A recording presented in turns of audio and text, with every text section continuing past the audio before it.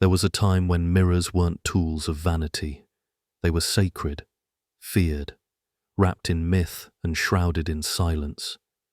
The ancients saw them not as objects, but as thresholds, gateways between the seen and the unseen. They believed a mirror could do more than reflect your image. It could expose your essence, reveal your soul, and in that confrontation, something terrifying could happen.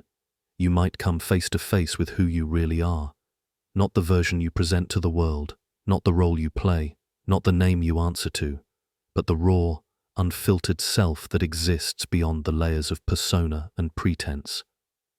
That's what the ancients feared, not the mirror itself, but the truth it could not lie about. Because a mirror, in its purest form, is merciless. It doesn't edit, it doesn't soften, it simply reflects. And while most are content to glance at the surface, fix the hair, adjust the smile, very few dare to stare beyond the physical. Very few dare to look into their own eyes long enough to recognize the stranger staring back.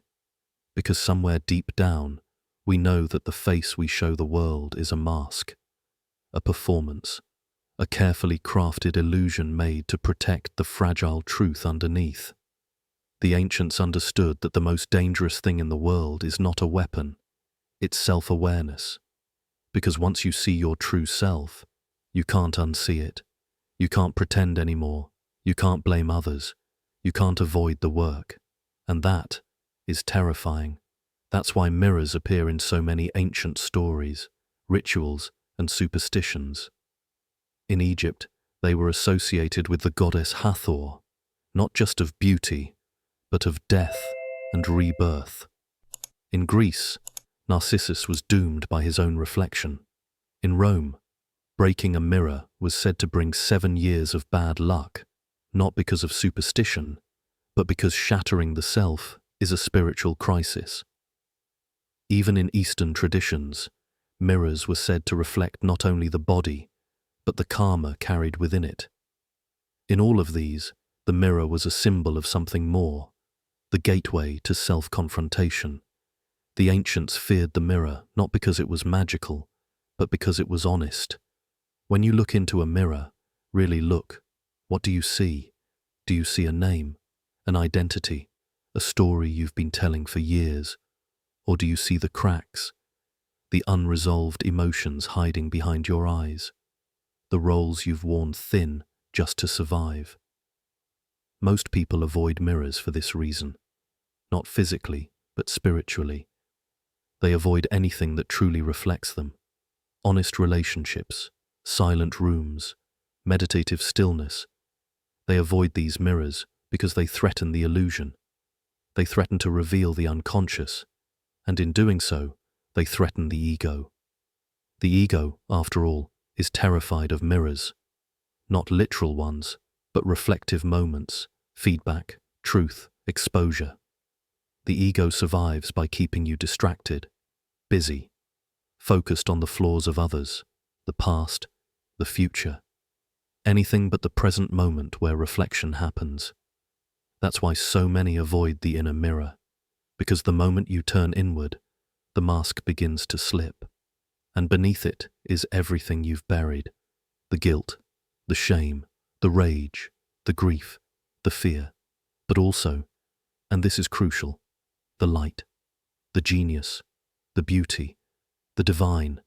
The mirror shows it all. That's what makes it sacred, and also what makes it dangerous, because once you see the truth, you can no longer live a lie. What the ancients feared, and what you may already sense, is that the mirror doesn't just show you who you are, it shows you who you're not. It unmasks the roles you've mistaken for identity.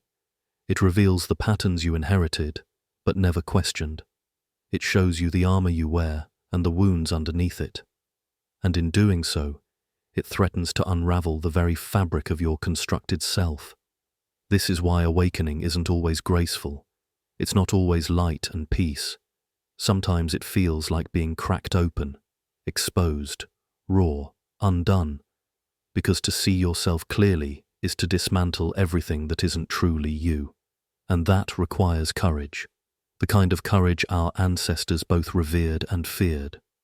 In the old traditions, initiates weren't just handed knowledge. They were brought before a mirror, sometimes metaphorical, sometimes literal. They were told to sit in silence and see, to look at the shadows they'd denied, to confront the projections they'd placed on others, to meet their own pain, face to face, not to judge it, not to escape it, but to understand it. Because transformation doesn't come from avoiding the mirror, it comes from walking through it. On the other side is not a new mask, but a new being. One that is not defined by trauma or identity or story, but by awareness. And awareness is everything. It is what turns pain into power. It is what transforms reflection into revelation. The mirror only hurts when you're trying to protect the illusion. But once you stop resisting, once you start leaning in, the reflection becomes your greatest teacher. It begins to show you not what's wrong, but what's buried. The gifts you abandoned. The light you were told was too much. The sensitivity you once saw as weakness. The truth you were always afraid would cost you love. It's all there, waiting for you to return. And this is why the mirror was once treated as sacred. Not because it held magic on its own, but because it activated your magic, your memory, your awareness. It showed you the places where you forgot who you were and invited you to remember. In this sense, the mirror was never meant to be feared, but it demanded reverence. It demanded presence. Because to look into a mirror with open eyes is to look into the soul. And not everyone is ready for that. But you are. That's why these words find you now. Because something in you is stirring. A recognition that the life you've lived so far has been more costume than essence. A realization that you've inherited more than genetics. You've inherited shame, silence, false beliefs, and the fear of being fully seen. And now, you're ready to break that cycle. You're ready to stand before the mirror, not to fix what you see, but to face it. With honesty, with humility, with love. Because only then can you begin the real work, the sacred work, the work of integration, where your shadow is no longer your enemy, but your compass, where your reflection is no longer your critic, but your guide, where the mirror becomes not a prison, but a portal. This is the path the ancients knew. It's why they feared the mirror, and also why they honored it. Because it held the power to destroy the false self and awaken the true one. And now it's your turn. When you next look into a mirror, pause. Go beyond the face, beyond the eyes.